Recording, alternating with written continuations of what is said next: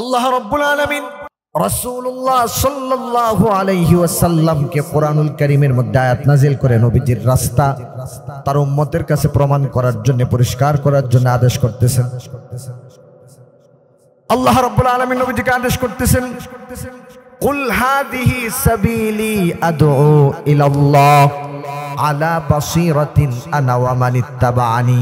খেয়াল করে শুনেন, কুল, হে নবী আপনি বলে দিন। নবীজিকে আদেশ করতেছেন নবীজি যাতে ঘোষণা দেন। ইয়া রাসূলুল্লাহ, ইয়া হাবিবাল্লাহ, আপনি ঘোষণা দেন, হাযিহি সাবিলি, এটাই হলো আমার রাস্তা। খেয়াল করে শুনবেন কথাগুলো, হাযিহি সাবিলি। আল্লাহ নবীজিকে আদেশ করতেছেন যে আপনি ঘোষণা দেন যে হাযিহি সাবিলি, এটাই আমার রাস্তা। আয়াত কিন্তু শেষ হয়ে যায় নাই। এবার নবীজিকে যে আদেশ করেছিলেন, যে বাক্যটা বলার জন্য আল্লাহ আদেশ করেছিলেন, সেই বাক্যের পরবর্তী অংশ হলো আদউ ইলাল্লাহ, যে এটাই আমার রাস্তা। আর সেই রাস্তা হলো আল্লাহর দিকে মানুষকে আহ্বান করা। সুবহানাল্লাহ, এটাই আমার রাস্তা, আল্লাহর দিকে মানুষকে ডাকা, দাওয়াত দেওয়া, ইসলামের প্রতি মানুষকে আহ্বান করা, দাওয়াত ও তাবলীগ করা। ঠিক কিনা জোরে বলেন। কোরআনে আল্লাহ নবীজিকে বলতেছেন যে আপনি বলেন এটাই আমার রাস্তা, হাযিহি সাবিলি, এটাই আমার রাস্তা, আদউ ইলাল্লাহ। আমার ভাইরা বাবারা, শুধু নবীজির রাস্তা এটা নয়, এই আয়াতটা কিন্তু শেষ হয় নাই। আলা বাসীরাতিন আনা ওয়া মান ইত্তাবাআনি, আমি অন্ধের মতো ওই রাস্তায় হাঁটি না। আলা বাসীরাতিন, দেখে শুনি আমি ওই রাস্তায় হাঁটি না। বুঝে আমি আল্লাহর দিকে মানুষকে আহ্বান করি না, বুঝে শুনেই মানুষকে আল্লাহর দিকে আহ্বান করি।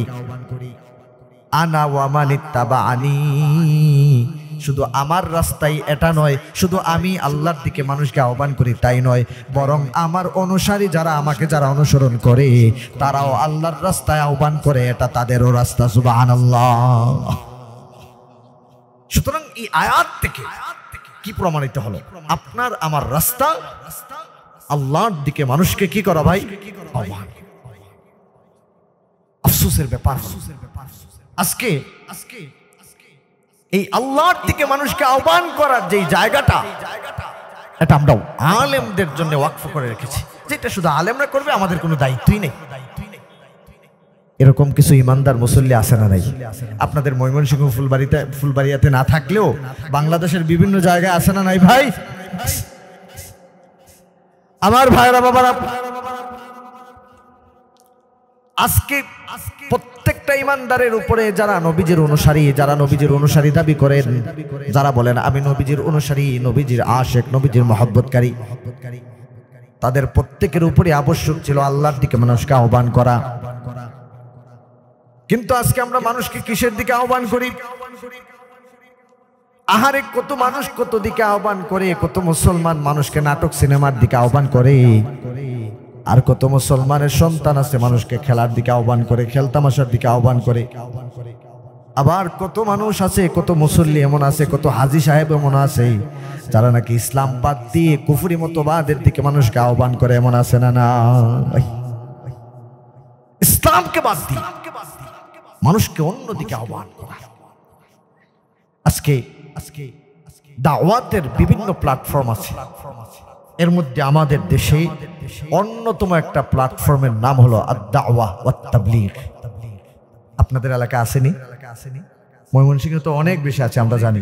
আমার দাদা ছিলেন তাবলীগ জামাতের বড় একজন আমির সাহেব, দুনিয়াতে নাই, আল্লাহ তাআলা জান্নাতবাসী করুন। দীর্ঘ সময় কাটিয়েছেন। ওনার কাছ থেকে গল্প শুনেছি যে ময়মনসিংহে যখন যেতাম আমরা, মসজিদে আর রান্না করে খাওয়া লাগতো না, এলাকার মানুষ এত মহব্বত। এখন আছে, মাশাআল্লাহ, আলহামদুলিল্লাহ, আল্লাহ আরো বারাকা দান করুন। কিন্তু কষ্টের একটা জায়গা হলো আজকে এই দাওয়াত তাবলীগ নিয়ে ষড়যন্ত্র আছে না নাই? এই তাবলীগ নিয়ে আজকে ষড়যন্ত্র চলছে।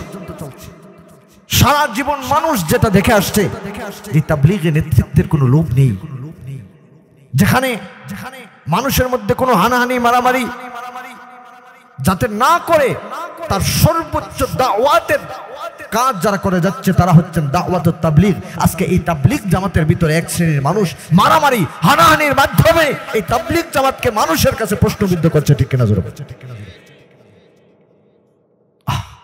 মতবিরোধ থাকতে পারে, ইখতিলাফ থাকতে পারে, মতানৈক্য থাকতে পারে, কিন্তু এইভাবে হিংস্রের মতো এক দাওয়াতি মানুষ আরেক দাওয়াতি মানুষের উপরে এরকম আচরণ করতে পারে, এটা অতীতে বাংলাদেশের সাধারণ মুসলমান কখনো কল্পনা করতে পারে না। আল্লাহ রাব্বুল আলামিন সবাইকে সঠিক বুঝ দান করুন। আমি কারো পক্ষে বা বিপক্ষে বলছি না, কিন্তু দুঃখের জায়গা হলো এইটা যে মোবারক এই কাজটাকেও আজকে প্রশ্নবিদ্ধ করা হচ্ছে। আমার ভাইরা বাবারা, এবার আসুন, শুধু দাওয়াতুত তাবলীগের মাধ্যমে দিনের দাওয়াত হয় বিষয়টা এমন নয়। দাওয়াত মানে মানুষকে আহ্বান করা, তাবলীগ মানে হলো মানুষের কাছে পৌঁছে দেয়া। ও ভাই, এটা কি কোনো একটা সংগঠনের কাজ না, সকল মুসলমানের কাজ। আমাদের দেশের দাওয়াতুত তাবলীগ হলো একটা সংগঠনের মতো একটা প্ল্যাটফর্ম। এটা নির্দিষ্ট কোনো প্ল্যাটফর্মের কাজ নয়, এটা সকল মুসলমানের কাজ। দাওয়াত দেওয়া, দাওয়াতু ইলাল্লাহ। আল্লাহ নবীজিকে আদেশ করলেন যে আয়াতটা একটু আগে শুনলাম, কুল হাযিহি সাবিলি আদউ ইলাল্লাহ। ইয়া রাসূলুল্লাহ, ইয়া হাবিবাল্লাহ, আপনি ঘোষণা দেন, হাযিহি সাবিলি, এটাই আমার রাস্তা, আদউ ইলাল্লাহ, আল্লাহর রাস্তায় আমি মানুষকে আহ্বান করব। আনা ওয়া মান ইত্তাবানি, আমারও রাস্তা এটা, আমার অনুসারীদের রাস্তাও এটা। আমার ভাইরা বাবারা, এই দাওয়াতুত তাবলীগ ছাড়াও ইসলামের প্রতি মানুষকে আহ্বান করা, আল্লাহর দিকে মানুষকে আহ্বান করার আরো কিছু প্ল্যাটফর্ম আমাদের দেশে আছে না? কত মানুষ কতভাবে ইসলামের দিকে মানুষকে আহ্বান করতেছে। কেউ লেখাপড়া করানোর মাধ্যমে মানুষকে আল্লাহর দিকে আহ্বান করতেছে, কেউ কোরআনের তাফসীর করার মাধ্যমে মানুষকে আল্লাহর দিকে আহ্বান করতেছে, কেউ ইসলামী সিয়াসত, ইসলামী রাজনীতি, সমাজে ইসলাম প্রতিষ্ঠার মাধ্যমে মানুষকে আল্লাহর দিকে আহ্বান করতেছে। এরকম ভাবে কেউ লেখালেখির মাধ্যমে, কেউ পত্রপত্রিকা মিডিয়ায় অংশগ্রহণের মাধ্যমে, কেউ বিভিন্ন ইমানদারেরা, বিভিন্ন মুসলমানেরা বিভিন্ন মাধ্যমে আল্লাহর দিকে দাওয়াতের কাজ করতেছে।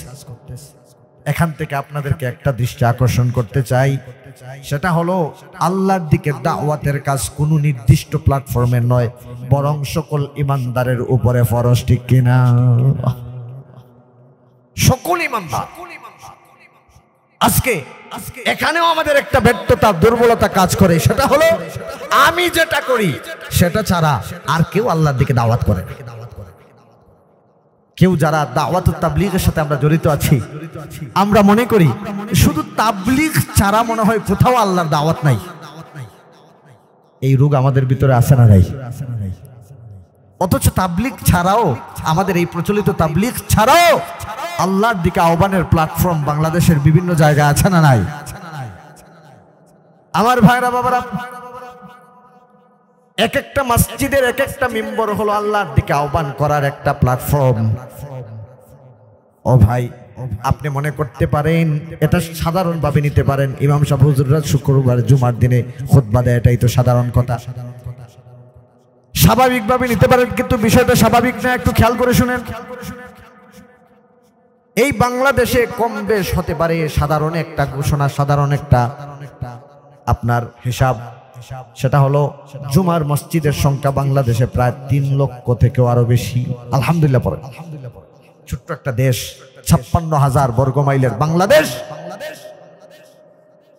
3 লক্ষের বেশি মসজিদে জুমার সালাত আদায় হয়। সুবহানাল্লাহ। সাধারণভাবে দেখার সুযোগ নেই। ঢাকায় আমরা যেই মসজিদগুলোতে আছি, এর চেয়ে বড় অনেক মসজিদগুলোও তো ঢাকায় আছে, সারা বাংলাদেশের বিভিন্ন জায়গা আছে।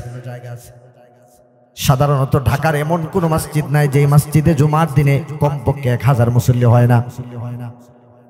গ্রামে সাধারণত 200, 300, 400, 500 মুসল্লি হয় এমন মসজিদ আছে না? আবার 100 মুসল্লি হয় এমন মসজিদও আছে, 100 থেকে কমও হয় এমন মসজিদও বাংলাদেশে আছে। সব কিছুকে বিবেচনা করে আমরা যদি প্রতি মসজিদে ঘরে যদি আমরা 100 মুসল্লি ধরি, 100 মুসল্লি হবে নি গড়ে, আরো বেশি হবে, ধরলাম 100 তো মুসল্লিও যদি গড়ে হয়, 3 লক্ষ মসজিদে মুসল্লি কত? 3 কোটি মুসল্লি জুমার দিনে জুমার সালাত আদায় করে। আর জুমার দিনে এই মাত্র 1 ঘন্টার মধ্যে একই টাইমে বাংলাদেশে 3 কোটি মানুষের কাছে খতিব সাহেবগণ আল্লাহর দাওয়াত পৌঁছায় দেয়। সুবহানাল্লাহ। এটা কি দাওয়াত নয়? দাওয়াত। এজন্য প্রত্যেকের কাজে স্বীকৃতি দেওয়ার দরকার আছে না নাই? আমার ভাইরা বাবারা, যারা কোরআন শিক্ষা দেন তাদের মাধ্যমে দাওয়াতের কাজ হয় কি হয় না? আল্লাহ রাব্বুল আলামিন কোরআনুল কারীমে তাদের অনেক সম্মানের কথা বলেছেন, ওয়াল্লাযীনা উতুল ইলমা দারাজাত, যারা নাকি ইলম ওয়ালা কোরআনের জ্ঞান সম্পন্ন, আল্লাহ রাব্বুল আলামিন তাদের সম্মান সবার উপরে দিয়েছেন। সুবহানাল্লাহ। রাসূলুল্লাহ সাল্লাল্লাহু আলাইহি ওয়াসাল্লাম বলতেছেন, এই হাদিসগুলো আপনাদের অনেকের মুখস্থ। আমাদের এই মাদ্রাসা কালাদহ নিজপাড়া খালিদ বিন ওয়ালিদ রাদিয়াল্লাহু আনহু নুরানি ও হাফিজিয়া মাদ্রাসার আমার জানা মতে, ধারণা মতে প্রত্যেকটা শিশুই হাদিসটা ভালো করে পারে। রাসূলুল্লাহ বলেছেন, খায়রুকুম মান তাআল্লামাল কুরআনা ওয়া আল্লামাহ, তোমাদের মধ্যে শ্রেষ্ঠ সেই ব্যক্তি যে কোরআন শিক্ষা দেয় এবং শিক্ষা নেয়। সুবহানাল্লাহ। আমার ভাইরা বাবারা, কত উত্তম ভাবে দাওয়াত হচ্ছে। এই মাদ্রাসাগুলোর মাধ্যমে ঘরে ঘরে কোরআনওয়ালা তৈরি করার জন্য কর্মসূচি হাতে নিয়ে মাদ্রাসার মাধ্যমে আজকের সমাজের দাড়িওয়ালা, টুপিওয়ালা, নামাজি, কোরআনওয়ালা, কোরআন পড়তে পারে, কোরআন বুঝে, কোরআন প্রতিষ্ঠা করতে চায়, এমন কিছু মানুষ সাপ্লাই দেওয়ার জন্য এই মাদ্রাসাগুলোর ভূমিকা আছে না নাই? সুতরাং মাদ্রাসাগুলোর স্বীকৃতিও দেওয়া লাগবে কি লাগবে না? প্রত্যেকের কাছে স্বীকৃতি দেওয়া লাগবে। ঠিক তেমনি ভাবে ও দাওয়াতি তাবলীগী ভাই, আপনি যে তাবলীগের কাজ করবেন, ও মাদ্রাসার হুজুর আপনি যে মাদ্রাসায় পড়াবেন, ও মসজিদের খতিব সাহেব আপনি যে মসজিদের খুতবা দিবেন, আপনার এই সামগ্রিক পরিবেশটা আপনার অনুকূলে রাখার জন্য কিছু মানুষ আপনার জন্য জীবন বাজি রেখে এই দেশেও কাজ করতেছে, যারা নাকি ইসলাম প্রতিষ্ঠার জন্য নিজের জীবনটা বিলিয়ে দিতেও চিন্তা করে না। এমন কিছু লোক আমাদের সমাজে আছে না না? প্রত্যেকটা জিনিসেরই দরকার আছে। আজকে শুধু সিমেন্ট যদি বলে আমি একাই একটা বিল্ডিং হয়ে যাব, সম্ভব না। ইট যদি বলে আমি একাই একটা বিল্ডিং হয়ে যাব, সম্ভব? কথা বুঝেন নাই মনে হয়? ঘুমাইছে নাকি আপনাদের? কারা কারা ঘুমাইতেছেন একটু হাত উঠান, তাড়াতাড়ি হাত উঠান। আল্লাহু আকবার। কাকা কি ঘুমাইতেছেন আপনি? আয় হায় রে, সারছে। আমার মতো সরল মানুষ মনে করছে হুজুর হাত যেহেতু উঠাইছে আমি উঠাই দিই, হুজুরের সাথেই থাকি, অন্তত যাক চিন্তা ফিকির ভালো যে হুজুরের সাথে থাকি। খেয়াল করে শুনেন, আজকে আমাদের দেশের একটা অন্যতম রোগ হয়ে গেছে, আমি যেটাতে আছি ওইটা ছাড়া আর কোনো কাজ ভালো নেই। অথচ যে কয়েকটা বললাম, শুধু ইট দিয়ে একটা বিল্ডিং হয়, শুধু রড দিয়ে একটা বিল্ডিং হয়, শুধু সিমেন্ট দিয়ে একটা বিল্ডিং হয়, শুধু পানি দিয়ে বিল্ডিং হয়, শুধু বালু দিয়ে বিল্ডিং হয় না, সবকিছুর সমন্বয় একটা ইমারত, মানে বিল্ডিং, বালাখানা। তো ইসলাম ইমারত করার জন্য আমার দেশে দাওয়াত ও তাবলীগের প্রয়োজন আছে। মসজিদে জুমার খুতবার মাধ্যমে ইসলাম প্রচার, আল্লাহর দিকে দাওয়াতের প্রয়োজন আছে। ইসলাম শিক্ষার জন্য এরকম মাদ্রাসার প্রয়োজন আছে। বিভিন্ন ক্ষেত্রে মিডিয়ার মাধ্যমে ইসলাম প্রচারের প্রয়োজন আছে। আর সব কিছুকে পাহারা দেওয়ার জন্য ইসলামী রাজনীতির প্রয়োজন আছে। ঠিক কিনা জোরে বলে? আজকে আমরা একটার মধ্যে গেলে বাকি সব খারাপ। যারা ইসলামী রাজনীতি করে আর কোনো কাজই না, এটাই কাজ। যারা মসজিদে মাদ্রাসায় পড়ায় আর কোনো কাজ তো কাজই না, কাজ একটাই দুনিয়াতে, সেটা হলো মাদ্রাসায় পড়ানো। আর যারা দাওয়াত ও তাবলীগে করে, মাশাআল্লাহ, এই তো গ্রুপ দুইটা হয়ে গেল আপাতত। আলেমদেরকে মাইনাস করে এদেশে ইসলাম প্রতিষ্ঠা করা কি সম্ভব? কিন্তু আমার কিছু তাবলীগী ভাই আলেমদেরকে মাইনাস করে এদেশে ইসলাম চায়। আমার ভাইরা, এজন্য আমার এতক্ষণের মূল কথা হলো সকলের কাজের স্বীকৃতি দেওয়ার মানসিকতা আমার থাকতে হবে। সাহাবায়ে কেরাম সবাই এক কাজ করেন নাই, সাহাবায়ে কেরাম সকল সাহাবী এক কাজে পড়ে থাকেন নাই, বন্টন করে এক একজন সাহাবী এক একটা প্রদেশকে ইসলামের পক্ষে নিয়ে এসেছেন, এক একটা জায়গায় ইসলামকে প্রতিষ্ঠা করেছেন, এক একটা বিভাগে এক একজন সাহাবী কাজ করেছেন। আজকে উম্মতে ছোট্ট একটা দেশ ৫৬,০০০ বর্গ মাইলের বাংলাদেশকে যদি ইসলামী ইমারতে প্রতিষ্ঠিত করতে হয়, সকলের সম্মিলিত প্রচেষ্টার বিকল্প হতে পারে না, পারে না, পারে না। ঠিক কিনা? আজকে আমাদের মধ্যে ঐক্য নাই, ঐক্য না থাকার কারণে আমাদের দেশে আজকে ইসলাম নাই। বলবেন হুজুর কি বলেন, ইসলাম ইসলাম না থাকলে কি এই মাহফিল হতো? ইসলাম আছে বিদায়ী মাহফিল, ইসলাম আছে বিদায়ী মাদ্রাসা ছিল, ইসলাম আছে বিদায়ী মসজিদ আছে, এজন্য মাহফিল হয়েছে। আপনিও আসছেন, আপনার সাথে আমাদের একটা সাক্ষাৎ হয়ে গেল, আমাদের মাথায় টুপি আছে, চেহারায় দাঁড়িয়ে আছে। আরে ভাই, আজকে আমরা শুধু এই মসজিদ আর মাদ্রাসা আর মাথায় টুপি আর চেহারায় দাঁড়িয়ে ইসলাম মনে করেছি, অথচ ইসলাম হলো মানুষের সার্বিক জীবন, সারা জীবনের প্রত্যেকটা মুহূর্ত কিভাবে চলবে সবকিছু ইসলামে আছে না? আমার ভাইরা বাবারা, আল্লাহ রাব্বুল আলামিন কোরআনুল কারীমে বিভিন্ন জায়গায় ইসলামে আপনি কতটুকু থাকবেন এই ব্যাপারে আলোচনা করেছেন। খুতবায় আপনাদের সামনে যে আয়াতটি তেলাওয়াত করলাম, আল্লাহ রাব্বুল আলামিন এই আয়াতের মাধ্যমেও আপনাকে আমাকে ইসলামে আমরা কতটুকু থাকবো এই ব্যাপারে আলোচনা করেছেন।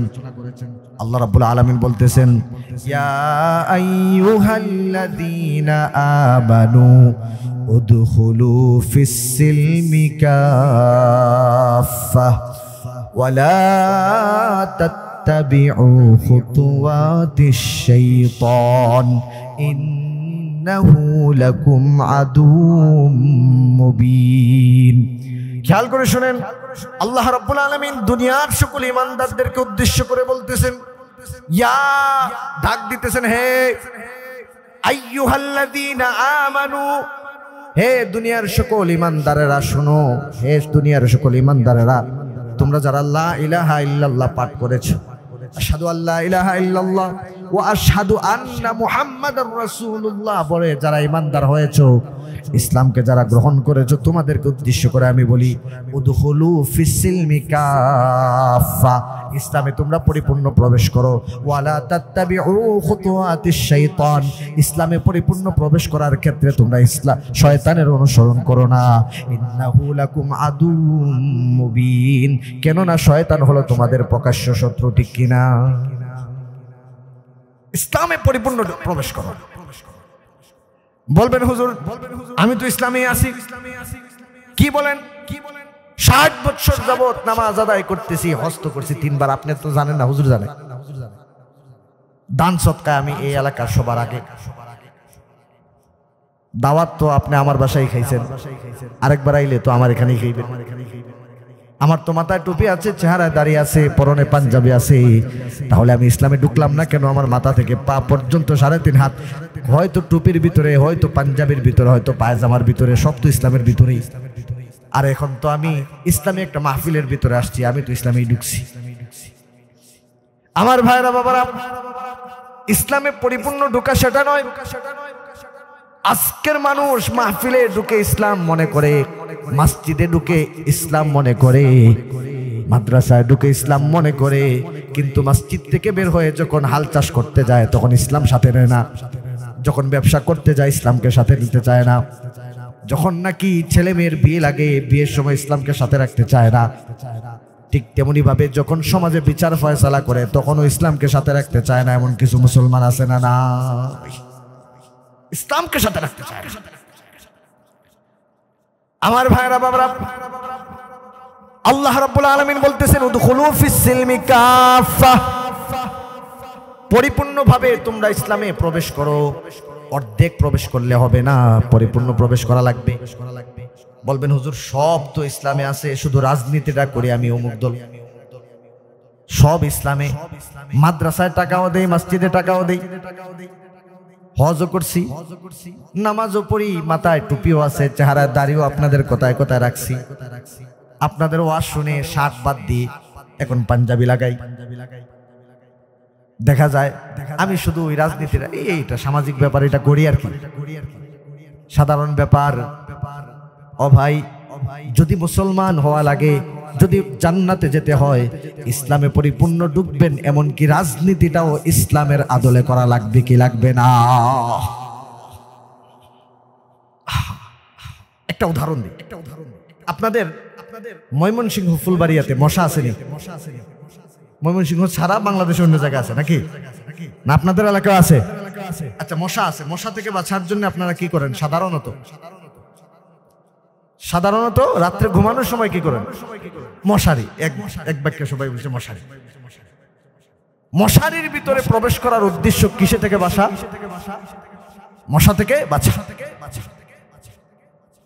দেখেন আল্লাহ আয়াতটা কত সুন্দর করে সাজিয়ে বলতেছেন, হে ঈমানদারেরা, উদখুলু ফিস সিলমি কাফা, ইসলামে পরিপূর্ণ প্রবেশ করো, ওয়ালা তাত্তাবিউ খুতুওয়াতিশ শাইতান, শয়তানের জন্য একটু জায়গাও রেখো না।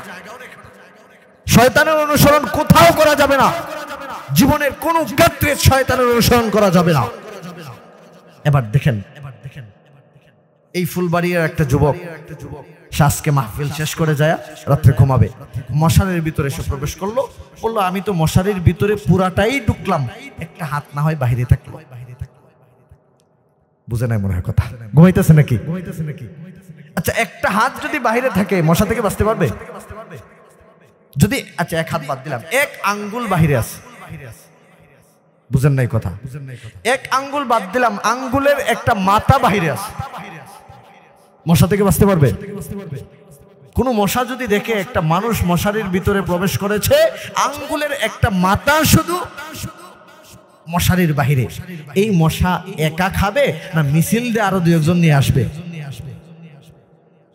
আচ্ছা, তাহলে আমার সামান্য একটা অংশ মশারির বাহিরে থাকার কারণে মশা থেকে বাঁচতে পারলাম না, যদিও মাথা থেকে পা পর্যন্ত আমার পুরা দেহ মশারির ভিতরে ছিল, সামান্য অংশ বাহিরে থাকার কারণে আমি মশা থেকে বাঁচতে পারলাম না।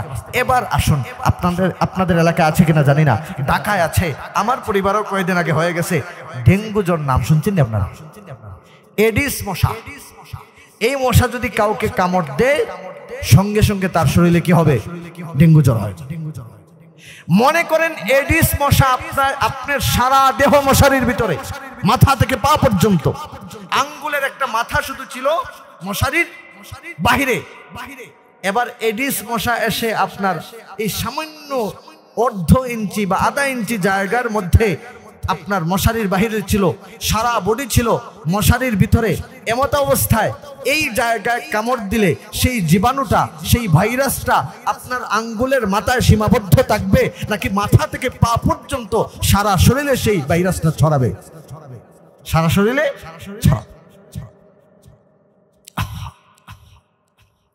আমার ভাইরা বাবারা, এই জন্যে আমাদের সমাজ যারা পরিচালনা করেন, যারা দায়িত্বশীল আছেন, দেশ যারা পরিচালনা করেন, তারা বলেন মশারির ভিতরে ঢুকলে ভালো করে ঢুকো, মশার কামড় থেকে বেঁচে থাকো। স্বাস্থ্যবিদ যারা আছেন, এদেশের স্বাস্থ্য যারা নিয়ন্ত্রণ করেন, স্বাস্থ্য বিভাগে যারা কাজ করেন, তারা আমাদেরকে নির্দেশনা দেন মশারির ভিতরে পরিপূর্ণ ঢুকবা, একটু অংশ জায়গাও মশারির বাহিরে রাখবা না, কারণ মশা যদি কামড় দেয়, এই জায়গায় কামড় দিলে তার ভাইরাসটা এখানে সীমাবদ্ধ থাকবে না, মশারির ভিতরে যত অংশ আছে সারা শরীরের মধ্যে পৌঁছে যাবে। আল্লাহ রাব্বুল আলামিন ১৫০০ বছর আগে আমাদেরকে সেই নির্দেশনাই দিয়েছেন, ইয়া আইয়ুহাল্লাযীনা আমানু, হে দুনিয়ার ঈমানদাররা শুনে রাখো, উদখুলু ফিস সিলমি কাফা, তোমরা পরিপূর্ণভাবে ইসলামে প্রবেশ করো, ওয়ালা তাত্তাবিউ খুতুওয়াতিশ শাইতান, শয়তানে যাতে তোমাদেরকে ধরতে না পারে, এইজন্য শয়তানের জন্য একটু জায়গাও রাখো না, সারা জীবনের কোনো একটা মুহূর্ত শয়তানের জন্য রাখো না, ইসলামের বাহিরে যেও না। ইসলামের বাহিরে যদি জীবনের কোনো একটা জায়গায়, ইসলামের বাহিরে যদি চলে যাও, শয়তান ওই জায়গায় ধরে তোমাকে এমনভাবে চুবল মারবে, এমন কামড় দিবে, ভাইরাসটা ওই জায়গায় সীমাবদ্ধ থাকবে না, তোমার সারা জীবনের অন্য কাজের মধ্যে সেই ভাইরাস পৌঁছে যাবে, ঠিক কিনা?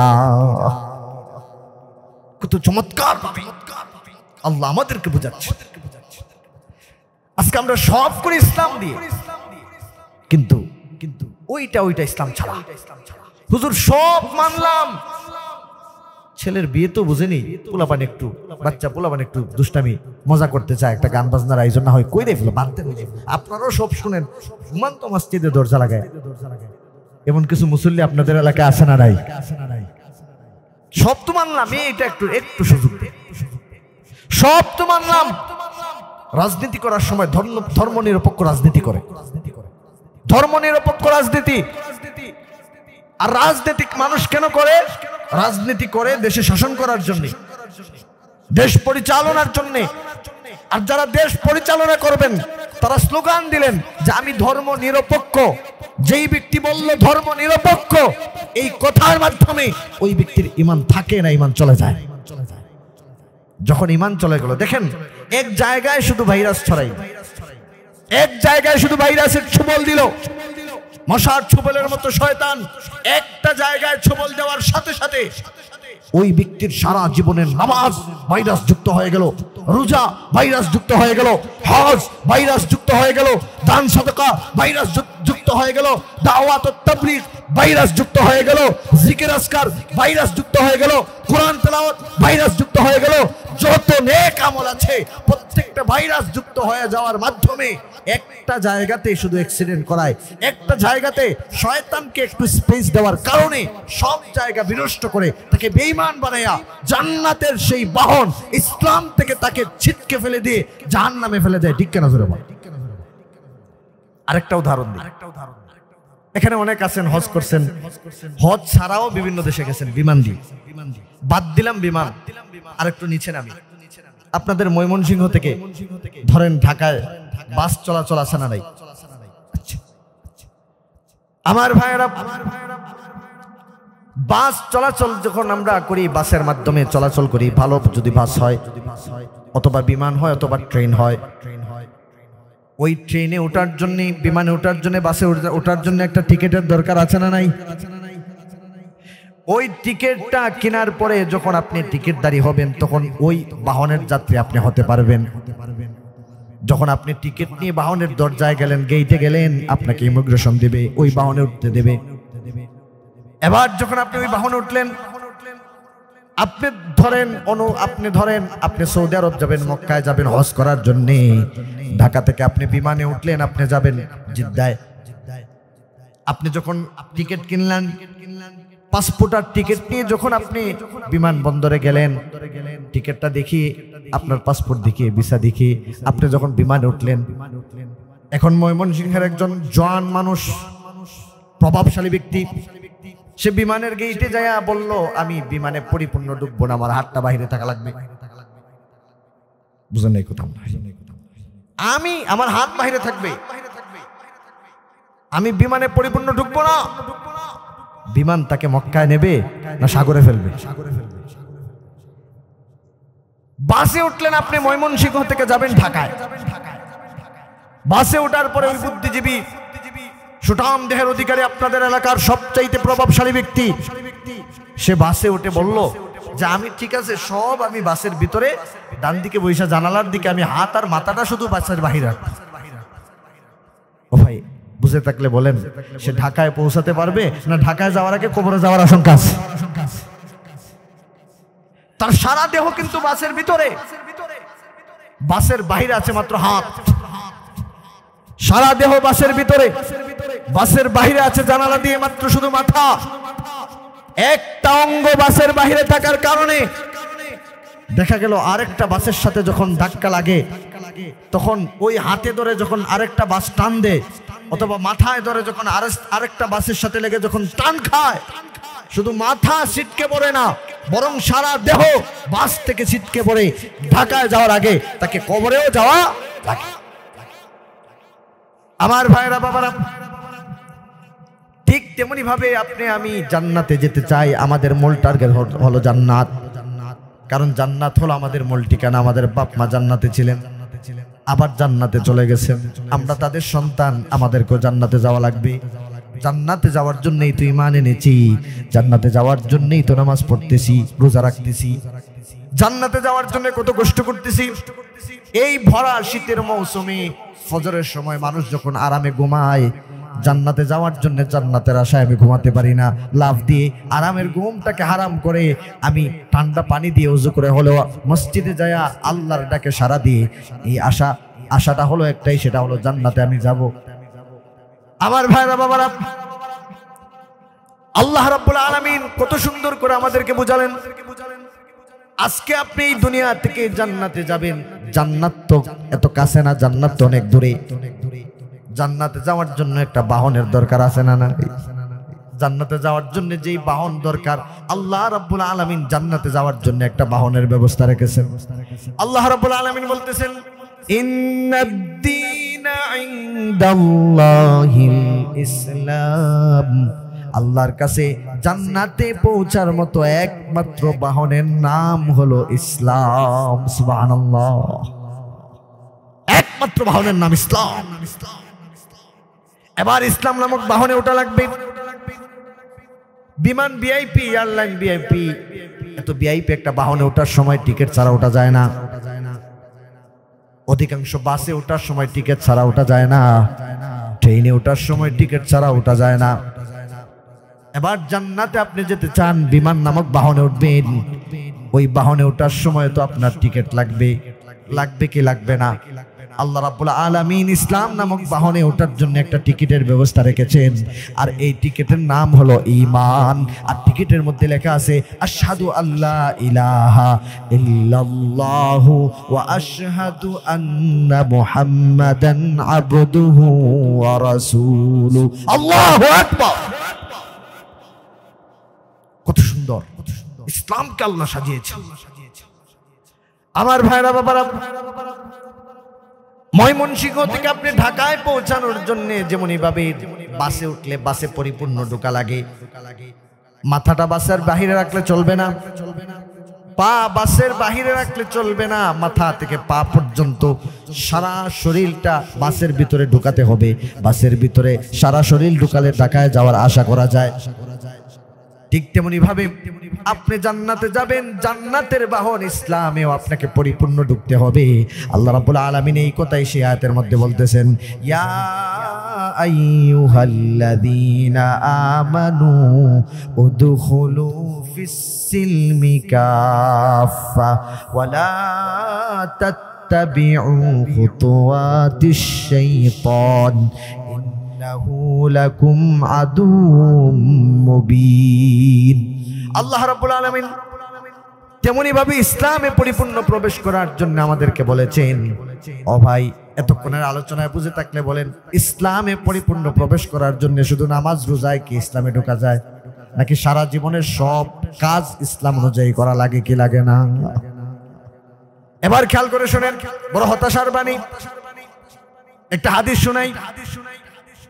রাসূলুল্লাহ সাল্লাল্লাহু আলাইহি ওয়াসাল্লাম অত্যন্ত মর্মাহত হয়ে হাদিসটা শোনালেন সাহাবাদেরকে। সাহাবায়ে কেরাম এই হাদিসটা শোনার পরে সাহাবায়ে কেরামের চোখের পানিটাও ধরে রাখতে পারেন নাই, কান্নার রুল পড়ে গেল, পেরেশান হয়ে গেলেন, হতাশ হয়ে গেলেন। ইয়া রাসূলুল্লাহ, ইয়া হাবিবাল্লাহ, কি বলেন এসব? কারণ সাহাবারা ইসলামকে অনেক ভালোবাসতেন। রাসূলুল্লাহ সাল্লাল্লাহু আলাইহি ওয়াসাল্লাম বলতেছেন, ইয়াতি আলা উম্মতি জামান, এমন একটা জামানা আসতেছে আমার উম্মতের জন্য, লা ইয়াবকা মিনাল ইসলামি ইল্লা ইসমু, ইসলামের শুধু নাম ছাড়া আর কিছুই বাকি থাকবে না। ওয়ালা ইয়াবকা মিনাল কুরআনি ইল্লা হারফু, আর কোরআনের হরফ আর কিছু রসুম রেওয়াজ ছাড়া আর কিছু বাকি থাকবে না। ও ভাই, নবীজি বলছেন এই জামানা আসতেছে। আজকে আপনি জবাব দেন, এই জামানা আসতেছে নাকি অলরেডি এসে গেছে? নবীজি বলেছিলেন ইসলামের নাম ছাড়া আর কিছু বাকি থাকবে না। আজকে খেয়াল করে দেখেন, ইসলামের নাম আছে, ভোটার আইডি কার্ড যদি বের করেন দেখবেন রিলিজিয়ন, ধর্ম পরিচয় হলো ইসলাম, কিন্তু দেখবেন ইসলামের কিছুই তার মধ্যে নাই। এমন কিছু ইসলামওয়ালা মুসলিম আমাদের সমাজে আছে না? নাই। নবীজি বলতেছেন নাম থাকবে ইসলাম, আর কিছু ইসলামের থাকবে না। আজকেই বাংলাদেশ, আপনি দাবি করেন, আমি দাবি করি 90% মুসলমানের দেশ। ও ভাই 90% মুসলমানের দেশে ইসলামওয়ালা 90% লোক দেশে আছে। 90% ইসলামওয়ালার দেশে ইসলাম আছে। বুঝেন না মনে হয় কথা? ইসলাম কি আছে? অনেকে মনে করেন হুজুর আছে তো, মসজিদ আছে, মাদ্রাসা আছে, ওয়াজ মাহফিল আছে, দাড়িওয়ালা টুপিওয়ালা আছে, আলিম উলামা আছে, হাফিজে কোরআন আছে, দাওয়াতুত তাবলীগ আছে, ইসলামী রাজনীতি আছে, কত কিছু আছে, ইসলামী মাহফিল আছে। ইসলাম নাই কোথায়? ইসলাম তো আছেই। তাহলে আমি আপনাদেরকে কয়েকটা উদাহরণ দিই, এরপরে আমার আলোচনার আরেক পয়েন্টে যাব। খেয়াল করে শুনুন আমার ভাইরা বাবারা, আল্লাহ রাব্বুল আলামিন কোরআনুল কারীমে একটা আয়াত নাযিল করেছেন, আস-সারিকু ওয়াস-সারিকাতু ফাকতাউ আইদিয়াহুমা। চোর যখন চুরি করে তার হাতটা কেটে দাও। বুঝছেন নি কথা? আল্লাহ বলতেছেন চোর যখন চুরি করে তার হাতটা কেটে ফেলো। বাংলাদেশের কোথাও মনে হয় চুরি হয় না। কথা বলা লাগবে আমার সাথে। বাংলাদেশের কোথাও চুরি নাই।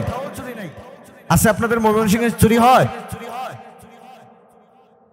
আরে বাংলাদেশে কি পরিমাণ চুরি হয় জানেন? আজকে আমরা তো শুধু মনে করি এই যে আপনাদের ময়মনসিংহ ফুলবাড়িয়ার কোন একটা মসজিদ থেকে নামাজ পড়ে বের হয়ে একজন বলতেছে আমি জুতাটা পাই না, জুতা চুরি হয়ে গেছে, মাত্র কয়েকদিন আগে কিনলাম 800 টাকা দিয়া। এরকম ঘটনা ঘটে কি ঘটে না? আজকের সমাজের মানুষ শুধু এই জুতা চুরকে চুর মনে করে, অথচ এই জুতা চুরে এত জঘন্য চোর না। আপনাদের এলাকায় লেবু বাগান দেখছি অনেক, আছে না? লেবু বাগান থেকে কয়েক খালি লেবু নিয়ে গেছে, এটা জঘন্য চোর না? এদেশে এমনও চোর আছে যেই চোর তার পিএস এর ব্যাপারে বলে যে আমার পিএস হলো 400 কোটি টাকার মালিক। এমন আছে না? না, লজ্জাও নাই। বলে আমার পিএস 400 কোটি টাকার মালিক। হেলিকপ্টার ছাড়া চলে না। কত বড় চোর হলে তার পিএস এর ব্যাপারে এমন মন্তব্য করতে পারে?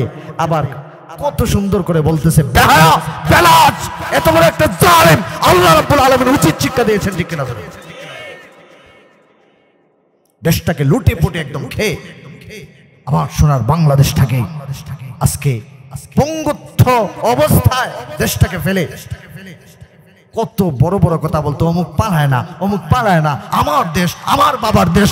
আমরা বলি না, তোমার দেশ নয়, তোমার বাবার দেশ নয়, এদেশ শাহজালালের দেশ, শাহফরানের দেশ, ওলামায়ে কেরামের দেশ, ঠিক কিনা জোরে বলে? এটা প্রমাণিত হয়েছে 5ই আগস্ট। আল্লাহ রাব্বুল আলামিন প্রমাণিত করেছেন জালিমদেরকে আল্লাহ ছাড় দেন, কিন্তু ছেড়ে দেন না। মনে করছিল এটা মনে হয় আমার পৈতৃক সম্পত্তি মনে করেছিল। আজ কোথায়? বিশ্বের ইতিহাসে অনেক শাসকের পতন হয়েছে, অনেক শাসক এমন আছে পতন হয়েছে, পতন হওয়ার পরে ওই দেশের শাসক গুটি কয়েকজন পলায়ন করে এক দেশ থেকে আরেক দেশে চলে গেছে, পলায়ন করেছে। কিন্তু বিশ্বের ইতিহাসে এই বাংলাদেশের আগে এমন কোন দেশ নাই যেই দেশের শাসকের পলায়নের পরে শাসক নয় শুধু সারা এই শাসক গোষ্ঠীর একদম উপরের লেভেল থেকে তৃণমূল পর্যায় পর্যন্ত একজন ওয়ার্ড মেম্বার পর্যন্ত পালাতে বাধ্য হয়েছে। এর মাধ্যমে প্রমাণিত হয়েছে এই বিশ্বের এই জামানার সবচাইতে জঘন্যতম অপরাধী জালেম, চোর, ডাকাত, বদমাশ ছিল তারা, ঠিক কিনা জোরে বলে? আজকে ইসলামপন্থীরা জাগতে শুরু করেছে। ইসলামপন্থীরা জাগলে, যখন ইসলামপন্থীরা জেগেছে, যে দেশে আলেমদের রক্ত ঝরে, যে দেশে হাফেজ কোরআনদের রক্ত ঝরে, যেই জমিনে ইসলামপন্থী তাওহীদি জনতার রক্ত ঝরে, সেই জমিনে একদিন ইসলামের গাছ, ইসলামের সেই চারা, ইসলামের সেই ফসল সে দেশে উঠবে, রোকবার সাধ্য কারণ নাই, ঠিক কিনা? উঠবেই, কেউ রুখতে পারবে না। কিন্তু এটার জন্য আমাদের প্রয়োজন ঐক্যবদ্ধ সংগ্রাম, ঐক্যবদ্ধভাবে মোকাবেলা করা লাগবে। এই সমস্ত জালেমেরা বাংলাদেশ থেকে পালিয়েছে, এর মানে এই নয় আজকে ওই দেশে কিছু ইসলাম বিদ্বেষী বিষ পোড়ায় দেশের মধ্যে আছে না নাই? সাম্প্রতিক সময়ে আপনারা দেখেছেন যে একটা ইসলাম বিদ্বেষী চরম পর্যায়ের একটা বড় মাপের একজন অপরাধীকে উপদেষ্টা প্যানেলের মধ্যে সংযোজন করা হয়েছে। নাম কি তার? ফারুকী। অনেকে নাম শুনেছেন, পূর্ণ নাম বলবো না। সে এদেশের অসংখ্য অগণিত যুবক যুবতীর চরিত্র নষ্টের কারিগর। ফারুকী এদেশে ব্যভিচার, জিনা, সমকামিতা সব কিছুর প্রচারে অন্যতম অবদান যারা রাখেন তাদের মধ্যে একজন হলেন এই ফারুকী। এই ফারুকী হলো এদেশের, কিছুদিন আগে আপনারা শুনেছেন যে আপনার শিক্ষা ব্যবস্থায় সিলেবাসের মধ্যে ট্রান্সজেন্ডার শরীফার গল্পের মাধ্যমে এদেশে ট্রান্সজেন্ডারকে বৈধতা দেওয়ার একটা চক্রান্ত চলছে। এই ফারুকী হলো ট্রান্সজেন্ডারের একজন স্বপ্নদ্রষ্টা। এই ফারুকী হলো উলামায়ে কেরামদেরকে যারা কটূক্তি করেছে এর মধ্যে অন্যতম একটা লোক হলো সেই ফারুকী, যে নাকি এদেশের সর্বজন শ্রদ্ধেয় আলেম দ্বীন আল্লামা আহমদ শফী রহমতুল্লাহি আলাইহিকে তেতুল হুজুর বলেছিল। কি ভুলে গেছেন আপনারা? এমন একটা লোককে উপদেষ্টা পরিষদে যুক্ত করার জন্য উলামায়ে কেরাম, মাদ্রাসার ছাত্র, হাফেজ, তাওহীদি জনতা এবং ইউনিভার্সিটিতে পড়া ইসলামপন্থী যুবকরা জীবন দেয় নাই, ইসলামপন্থীরা জীবন দিয়েছে।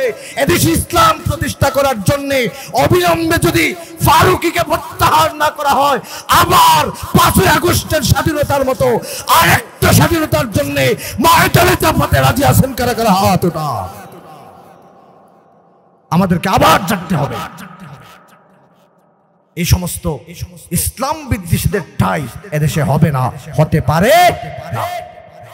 আবার ভাইরা বাবারা, আজকে ঐক্যবদ্ধভাবে এই সমস্ত যদি আমরা মোকাবেলা না করতে পারি, দেশকে নিয়ে অনেক ষড়যন্ত্র চলতেছে। ভারতীয় সাংবাদিক আপনারা দেখেছেন, ভারতীয় একটা সাংবাদিক পাগল সাংবাদিক, মাতাল, যার মেন্টাল অনেক সমস্যা, তার উপস্থাপনা আপনারা দেখেছেন যে চট্টগ্রামকে আলাদা করে। কত বড় পাগল হলে! এটা নাকি তাদের ছিল, হিন্দুদের ছিল। চট্টগ্রাম যদি হিন্দুদের হয়, আমি বলবো শুধু চট্টগ্রাম নয়, শুধু বাংলাদেশ নয়, পুরো ভারতবর্ষ মুসলমানদের ছিল। 700 বছর পর্যন্ত মুসলমানরা এই ভারতবর্ষ শাসন করেছে। সুবহানাল্লাহ। তাহলে যদি চট্টগ্রামকে যদি আপনি বলেন যে হিন্দুদের ছিল, অমুকের ছিল, তমুকের ছিল, যদি এটা বলেন, তাহলে আমরা বলবো পুরো ভারতবর্ষ ইসলামের ছিল, মুসলমানদের ছিল। 700 বছর মুসলমানরা, ইসলামপন্থীরা এই ভারতবর্ষে তারা আপনার শাসন করেছে। সুতরাং যদি তোমার কথা মানতে হয়, তোমাদের কথা মানতে হয়, তাহলে আগে পুরো ভারতবর্ষকে মুসলমানদের হাতে দিতে হবে। ঠিক কিনা? ব্যাপারে আমাদেরকে সতর্ক থাকার দরকার আছে না নাই? আমার ভাইরা, এই জন্য আল্লাহ রাব্বুল আলামিন আমাদেরকে আদেশ করেছেন ইসলামে পরিপূর্ণ প্রবেশ করার জন্য। আজকে আমরা সব ইসলামে ঢুকাইতে চাই না, কিছু ঢুকাইতে চাই, কিছু বাহিরে রাখতে চাই। হুজুর, কিছু কিছু বিষয়ে তো আপনাদের সাথে আছি, কিছু কিছু বিষয়ে তো আপনাদের সাথে আমরা একাত্মতা পোষণ করি। মাদ্রাসা করেছেন এলাকায়, আমি তো সাথে ছিলাম। মসজিদ বানাইছেন, সাথে ছিলাম। হুজুরের মাসিক সম্মানী দেওয়ার জন্য যে চাঁদা দেওয়া হয়, এই চাঁদা তো আমি কম দেই না, সবচাইতে বেশি দেই। কিন্তু দেখা যায় সিয়াসত যখন করে, পলিটিক্স যখন করে, ইসলাম বাদ দিয়ে মন গড়া মতো করে, ধর্মনিরপেক্ষভাবে করে। এবার তাদের ব্যাপারে কোরআনুল কারীম থেকে সরাসরি আপনাদেরকে কয়েকটা আয়াত শোনাই। আল্লাহ রাব্বুল আলামিন চোরের হাত কাটার কথা কোরআনে বলেছেন নাকি বলেন নাই? একটু আগে আয়াতটা শোনাইলাম। আল্লাহ রাব্বুল আলামিন বলছেন, আস-সারিকু ওয়াস-সারিকাতু ফাকতাউ আইদিয়াহুমা জাযাআম বিমা কাসাবা নাকালাম মিনাল্লাহ। চোর যখন চুরি করে, আল্লাহ রাব্বুল আলামিনের পক্ষ থেকে পরোয়ানা হলো তার হাতটা কেটে ফেলো, নারী হোক পুরুষ হোক।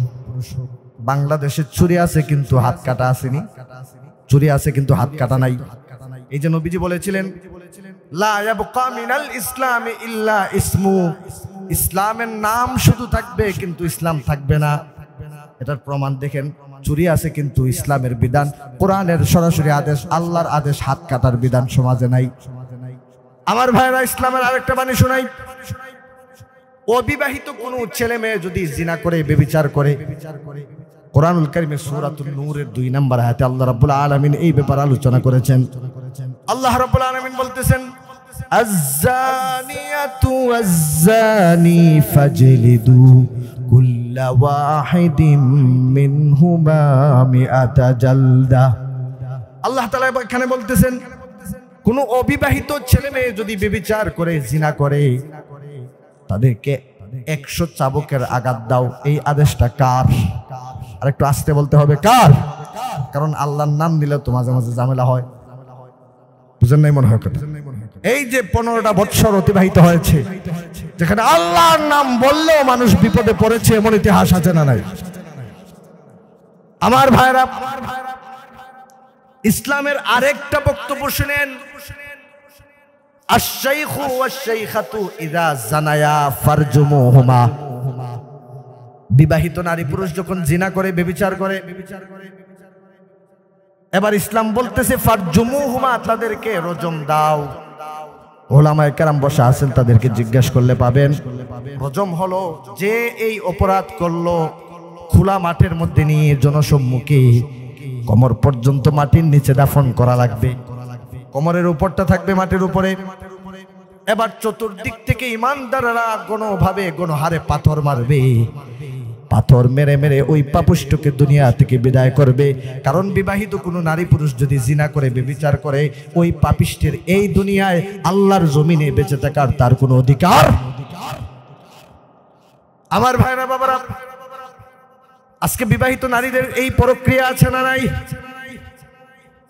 কত ভয়াবহ আকার ধারণ করেছে প্রক্রিয়া। গ্রাম অঞ্চলের অবস্থা ভালো করে না জানলেও কিন্তু ঢাকার অবস্থা ভয়াবহ। কত মানুষ হাতে ধরে কান্না করে, হুজুর বিয়ে করেছি, প্রবাসে গিয়েছিলাম, এসে বউটা পাই নাই। কত মানুষ কান্না করে, হুজুর আমি সারাদিন থাকি ব্যবসায়, সকালবেলা যাই, রাত্রে 10টা 11টার সময় আসি। এই 12-14 ঘন্টার ভিতরে কত কিছু হয়ে যায়, আগে জানতাম না, এবার জানি। আর এখন জেনেও কোনো লাভ নাই, কারণ এখন আমার ইশতেহার আমার হাতে নাই, হঠাৎ করে আরেকজনের হাত ধরে চট্টগ্রাম চলে গেছে। এমন ঘটনা বাংলাদেশে আছে না নাই? আমার ভাইরা বাবারা, আজ থেকে 4 বছর আগে আপনাদের এই পার্শ্ববর্তী একটা জেলার নাম হলো জামালপুর, আসেনি? ময়মনসিংহের দূরে না কাছে? আমি যাই নাই কখনো। দূরে না কাছে? কাছে। আজ থেকে 4 বছর আগে জামালপুর একটা জেলার ডিসি হলো ওই জেলার হেড, প্রধান ব্যক্তি, মাথা। ওই জামালপুরের ডিসি সাহেবের এই ভিডিও আপনারা দেখেছেন অনেকে। জামালপুরের রানিং ডিসি, তার অফিসের ভিতরে, ডিসি অফিসের ভিতরে আরেকজন নারী কর্মকর্তা, ওই ডিসিও বিবাহিত, নারী কর্মকর্তাও বিবাহিতা। আরে দুইজনের যে ভিডিওটা আসলো, সেই বর্ণনা দেওয়ার তো সুযোগ নাই, সম্ভাবনা নাই। এখানে অনেক বয়সী মানুষ আছে, সকলের সামনে কিভাবে বলি, অবিবাহিত ছেলেরাও আছে, তাদের সামনে বলা যাবে না, যেটাকে বলা হয় 18+ কথাবার্তা। এমন একটা কর্মকাণ্ড করলো। আর ওই জায়গায় ইসলাম বলেছিল, আশ-শাইখু ওয়াশ-শাইখাতু ইযা জানায়া ফারজুমুহুমা, বিবাহিত নারী পুরুষ যদি ব্যভিচার করে, জিনা করে, তাদেরকে রজম দাও। আর রজম হলো খোলা আকাশের নিচে তাদেরকে পাথর মেরে মেরে দুনিয়া থেকে বিদায় করা হবে। ও ভাইরা, জামালপুরের ডিসি এই কাজ করেছে, তার নারী কর্মকর্তা এই কাজ করেছে, ইসলামের বিধান অনুযায়ী তাকে রজম দেওয়া হয়েছে। তো আমার ভাইরা বাবারা, এরকমই কয়েক বছর আগে আমি সিলেটের একজন সন্তান। আপনারা অনেকেই সিলেটের বিভিন্ন মাধ্যমে, পত্র পত্রিকা, ফেসবুকের মাধ্যমে, টেলিভিশনের মাধ্যমে সিলেটের একটা ঘটনা হয়তো দেখেছেন। সিলেটের অন্যতম একটা বিদ্যাপীঠ এমসি কলেজ, একজন স্বামীর হাত থেকে তার স্ত্রীকে কেড়ে নিয়ে দিনে দুপুরে 6 জন মিলে ওই স্ত্রীকে ধর্ষণ করেছে। ইসলাম বলেছিল ফারজুমুহুমা, তাদেরকে রজম দাও। দর্শকদেরকে রজম দেওয়ার কথা আসছিল, কিন্তু না না, তাদেরকে গ্রেফতার করা হয়েছে, কিন্তু রজম দেওয়া হয় নাই, ইসলাম মানা হয় নাই। কত চোর ধরা হলো, হাত কাটা হলো না, ইসলাম মানা হয় নাই। বিবাহিত কত নারী পুরুষকে জিনা ব্যভিচারের মধ্যে পাওয়া গেল, রজম দেওয়া হয় নাই। অবিবাহিত কত ছেলে মেয়েকে জিনা ব্যভিচারে পাওয়া গেল, 100 চাবুকের আঘাত দেওয়া হয় নাই। আমার ভাইরা বাবারা, এবার সূরাতুন নূরের প্রথম দিকে জিনার আলোচনা করার পাশাপাশি অপবাদ দেওয়ার আলোচনাও করেছেন। যারা নাকি মিথ্যা অপবাদ দেবে, ফাজলিদুহুম সামানিনা জালদা, 80টা বেতের আঘাত দেওয়া লাগবে। আমাদের দেশে অপবাদ আছে না নাই? আমার ভাইরা, নবীজির একাধিক হাদিস আছে, কেউ যদি নেশাদ্রব্য সেবন করে, নেশাদ্রব্য যদি কেউ সেবন করে, তাকে 80টা চাবুকের আঘাত দেওয়া লাগবে। বাংলাদেশে নেশা মনে হয় একবারই নেই, মদ গাঁজা তো নাই, ময়মনসিংহে তো মনে হয় একবারই নেই। তাহলে কথা বলেন না কেন? আছে। কত বাবা, কত মা, তার চোখের পানি একাকার হয়ে যাচ্ছে। তার সন্তানটা, একটা বাবা একটা মা তার সন্তানকে নিয়ে কত স্বপ্ন দেখে, ওই জায়গায় এই আদরের সন্তান, স্বপ্নেরই সন্তান কিছুদিন পরে খবর পায় সিগারেট খায়, এর কিছুদিন পরে খবর পায় সে নেশাদ্রব্য সেবন করে, কিন্তু সেখান থেকে ফেরানোর কোনো ব্যবস্থা নাই। অথচ ইসলাম বলেছিল তাকে 80টা বেতের আঘাত দেওয়ার জন্য। বিশ্বাস করেন, এদেশে চোরকে যদি হাত কাটা হতো, জিনাখোরকে যদি 100 চাবুক দেওয়া হতো, রজম দেওয়া হতো, অপবাদকারীকে যদি 80টা বেত দেওয়া হতো এবং নেশাদ্রব্য সেবনকারীকে যদি 80টা চাবুক দেওয়া হতো, আগামীর বাংলাদেশে 1 সপ্তাহের ব্যবধানে বাংলাদেশে একটা চুরি, একটা জিনা আর একটা নেশাদ্রব্য সেবন পাওয়া যেত না। ঠিক কিনা জোরে বলে? নবীজি বলেছিলেন, লা ইয়াবকা মিনাল ইসলামি ইল্লা ইসমু, ইসলামের ইসম ছাড়া, নাম ছাড়া আর কিছুই থাকবে না। নবীজি বলেছিলেন ওই জামানা আসতেছে। আজকে আপনি এতক্ষণের আলোচনায় বলেন এই জামানা আসতেছে না অলরেডি এসে গেছে? আমার ভাইরা, সংক্ষিপ্তভাবে একটা ঘটনা শোনাই। আজকের আমাদের ওয়াজগুলাতে তো ঘটনা বললে ভাল লাগে।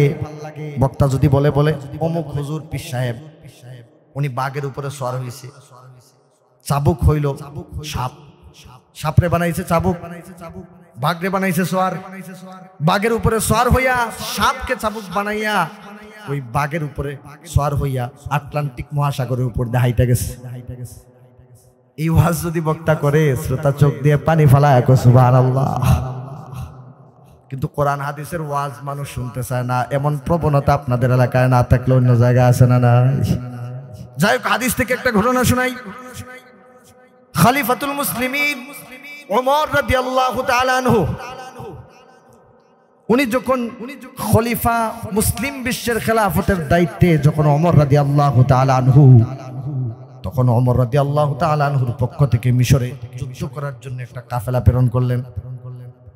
যে কাফেলায় হযরত ওমর রাদিয়াল্লাহু তাআলা আনহুর সন্তান আবু শাহামাও ছিল। খেয়াল করে শুনবেন, আবু শাহামাও সেই যুদ্ধে অংশগ্রহণ করেছে। যুদ্ধের এক পর্যায়ে আবু শাহামা, ওমরের ছেলে, খলিফার ছেলে, ঘরের ভিতরে প্রবেশ করছে, পানি পান করবে। ওলামায়ে কেরাম বসা আছেন, জিজ্ঞেস করলে পাবেন তৎকালীন সময়ে মদ যে বানানো হতো, মদ বানানো হতো আঙ্গুর অথবা খেজুর সহ, কিশমিশ সহ বিভিন্ন ফলের রস দিয়া। এই আঙ্গুরকে অথবা খেজুরকে, খুরমাকে যদি 1 দিন অথবা 2 দিন পানিতে ভিজায় রাখে, ওইটার নাম হয় নাবিজ। এটার নাম কি? নাবিজ খাওয়া ভালো, স্বাস্থ্যসম্মত, জায়েজ, রাসূল খেয়েছেন, সাহাবারা খেয়েছেন। এটার নাম নাবিজ। 1 দিন যদি ভিজায় রাখে খুরমাকে, খেজুরকে। আর যদি এই খেজুরকে ভিজায় রাখার পরে 4-5 দিন চলে যায়, 3 দিন অথবা তার চেয়ে বেশি সময় যদি চলে যায়, এটা নাবিজ থাকে না, এটা হয়ে যায় মদ, শরাব। এটা কি হয়ে যায়? মদ খাওয়া হালাল না হারাম? নাবিজ খাওয়া উত্তম, মদ খাওয়া হারাম। ওমরের ছেলে আবু শাহামা যুদ্ধ করতেছেন, পানির পিপাসা আসে কি আসে না? দৌড়ায় তাঁবুর ভিতরে প্রবেশ করলেন, দেখলেন একটা মশকের ভিতরে পানি, ফল বীজাণু পানি।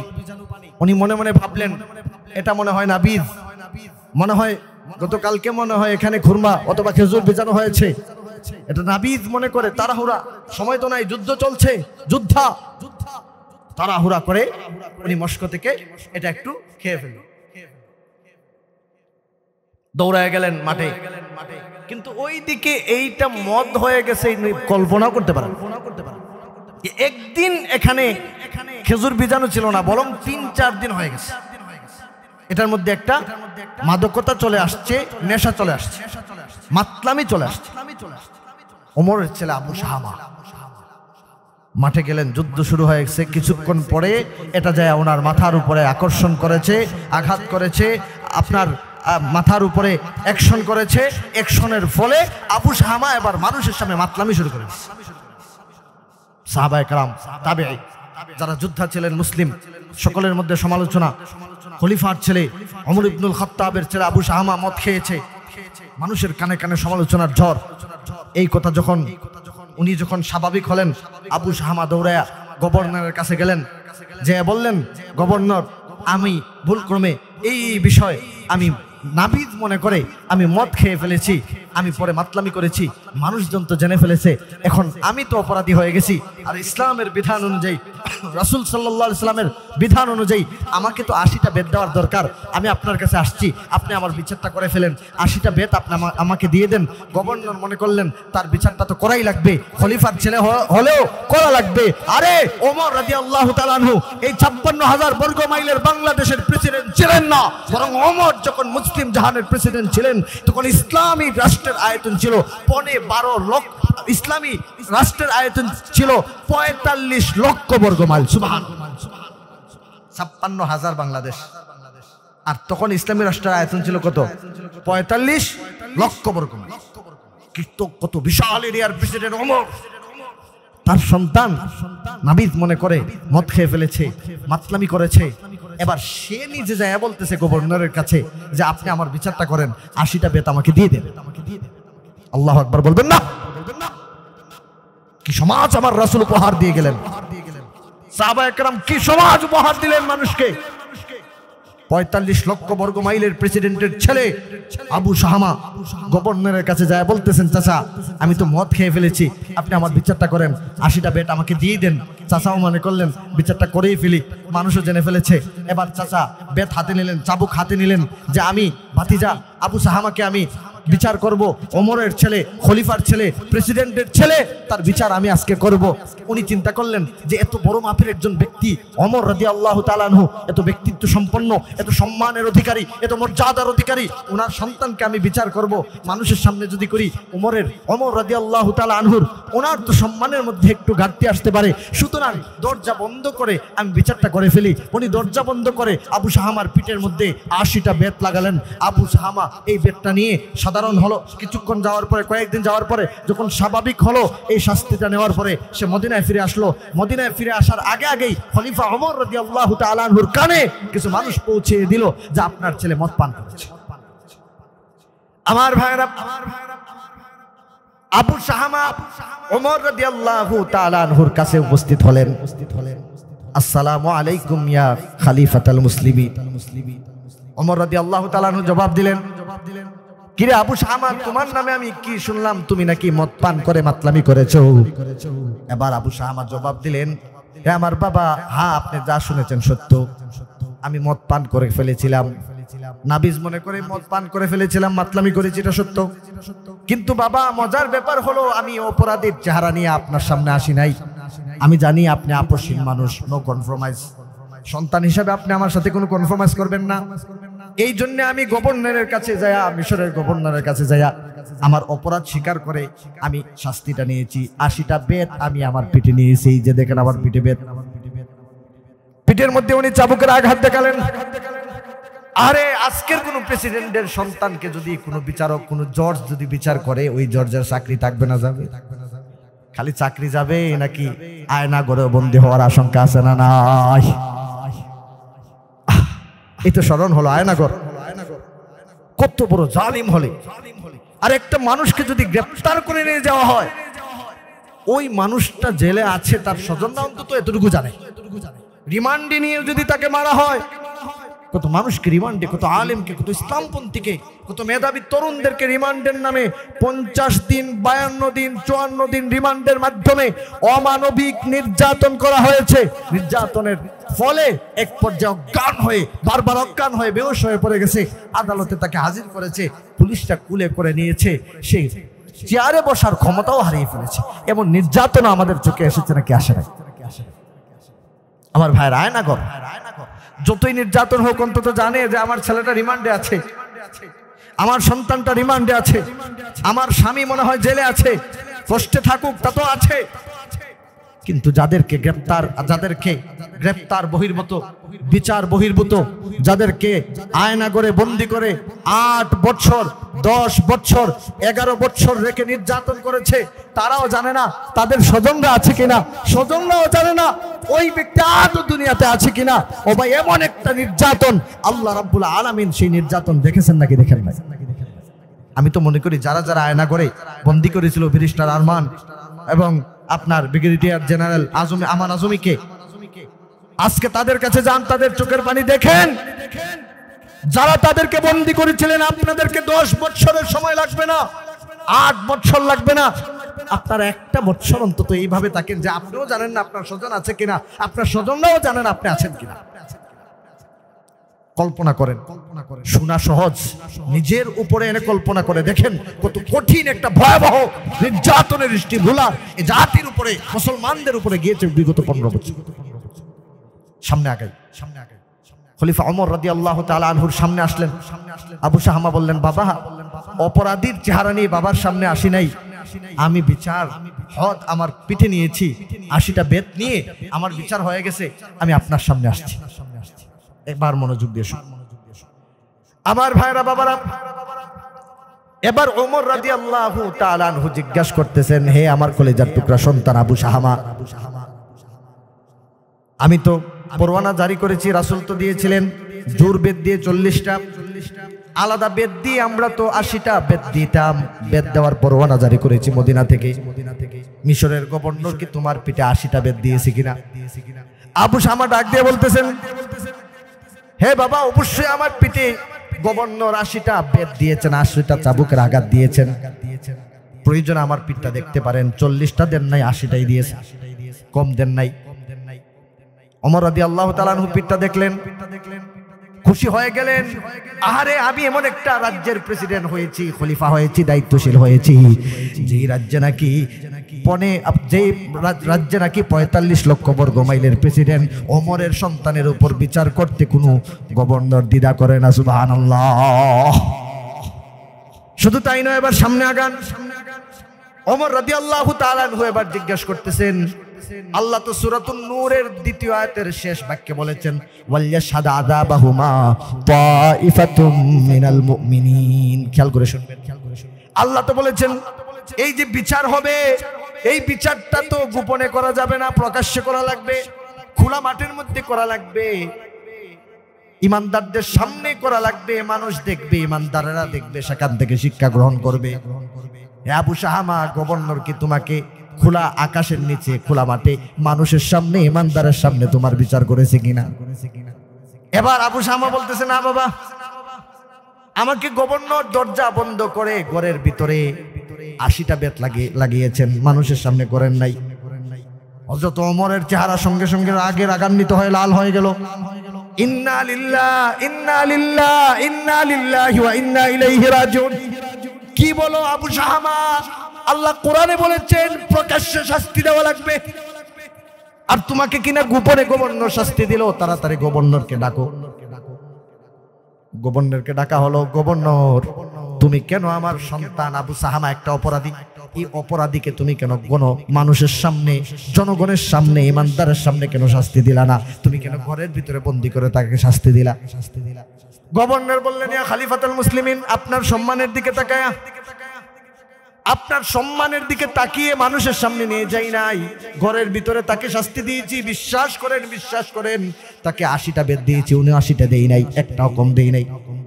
যেইভাবে ইসলামে পরোয়ানা দিয়েছে সেইভাবেই দিয়েছি। ওমর রাদিয়াল্লাহু তাআলা আনহু এবার বলতেছেন, না না না, এই বিচার হয় নাই, হতে পারে না। জনসম্মুখে আবার আবু শাহামার ৮০ বেতের বিচার হওয়া লাগবে। বাবা একটা বাবা তার সন্তানের ব্যাপারে এতটুকু কনফার্মাইজ করতে রাজি নয়। ইসলাম যেভাবে সেভাবেই হতে হবে। আমার ভাইরা, ওমর রাদিয়াল্লাহু তাআলা আনহু আবার মদিনাবাসীকে ডাকলেন। সকল জায়গায় উপস্থিত হলো। খলিফা কেন ডাকলেন? তার ছেলের বিচার তো আমরা জানি হয়ে গেছে, আবার ডাকলেন কেন? এবার আসামির কাঠগলায় ছেড়ে আবু শাহামাকে দাঁড় করিয়ে সকলের সামনে ওমর রাদিয়াল্লাহু তাআলা আনহু ভাষণ দিলেন। সূরাতুন নূরের ২ নম্বর আয়াতটা পড়ে শোনালেন। তোমরা কি জানো না আল্লাহ কোরআনে বলেছেন, ওয়াল ইয়াশহাদ আযাবাহুমা তাইফাতুম মিনাল মুমিনিন। ঈমানদারদের সামনে এই বিচারটা করা লাগবে। তোমরা কি সেটা জানো না? সকলে জবাব দিলেন, হ্যাঁ আমরা জানি। কিন্তু ওমর রাদিয়াল্লাহু তাআলা আনহু জবাব দিলেন, এবার বলতেছেন, কিন্তু আমার সন্তান, আমার ছেলে আবু শাহামা মদ খেয়েছে, তার শাস্তিটা কিন্তু জনসম্মুখে হয় নাই, ঘরের ভিতরে হয়েছে। আজকে জনসম্মুখে আমার সন্তান আবু শাহামার বিচারটা আমি নিজ হাতে করব। কি আদর্শ! ইসলাম কাকে বলে? ইসলামের ক্ষেত্রে সন্তানের সাথে কনফার্মাইজ করতে রাজি নয়। আমার ভাইরা, বাবারা, এবার ওমর রাদিয়াল্লাহু তাআলা আনহু জনসম্মুখে নিজ হাতে আবু শাহামার পিঠের মধ্যে ৮০টা চাবুক দিলেন। আবু শাহামার বিচার জনসম্মুখে দ্বিতীয়বারের মতো আবার হযরত ওমর নিজ হাতে বিচারটা করে দিলেন। সুবহানাল্লাহ! কি মনে করেন ৮০টা চাবুকের আঘাত জুড়ে শরীরের সমস্ত শক্তি দিয়ে আঘাত করতে হয়। সে ৮০টা চাবুকের আঘাত একটা যুবক তার পিঠে নিয়েছে, পুনরায় আবার তাও ওমর রাদিয়াল্লাহু তাআলা আনহুর মতো ব্যক্তির হাতের আরো ৮০টা তার পিঠে নিয়েছে। ওই ব্যক্তির শারীরিক অবস্থা কি হতে পারে? বাবার সন্তানের প্রতি বাবা মায়ের ভালোবাসা আছে না নাই? হযরত ওমরের অন্তরে মনে হয় সন্তানের প্রতি একটু ভালোবাসা নাই। লম্বা কথা, আমার তো টাইম শেষ। নূহ আলাইহিস সালামের সন্তান কেনান। নূহ আলাইহিস সালামের সন্তান কেনান অবাধ্য ছিল। যখন প্লাবন আসছে সকলেই কিস্তিতে উঠলো, কিন্তু তার সন্তান কেনান উঠলো না।